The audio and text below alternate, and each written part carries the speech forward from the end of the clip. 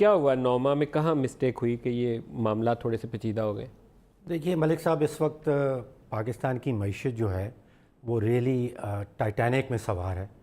کپتان کو برف کا تودہ صاف نظر آ رہا ہے، اور حقیقت میں جو ٹائٹینک جہاز تھا، جب وہاں کے کپتان کو تودہ نظر آیا تھا تو اس نے سپیڈ اور تیز کر دی تھی. اور اس سوال کا جواب آج تک کوئی دے نہیں سکا کہ کپتان نے سپیڈ تیز کیوں کر دی تھی جبکہ اس کو تودہ صاف نظر آ رہا تھا.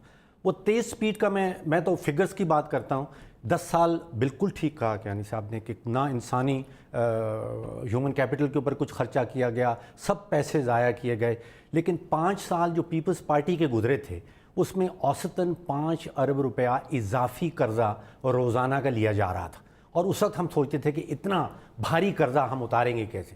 پھر پی ایم ایل این کی حکومت آئی. پی ایم ایل این کے 5 سال کے دوران 7.7 ارب روپے کا اضافی قرضہ لیا جا رہا تھا پر ڈے.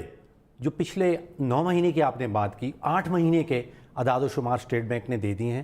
8 مہینے کے اعداد و شمار ایسے آئے ہیں کہ 14 ارب روپیہ اور روزانہ کا اضافی قرضہ لیا جا رہا ہے.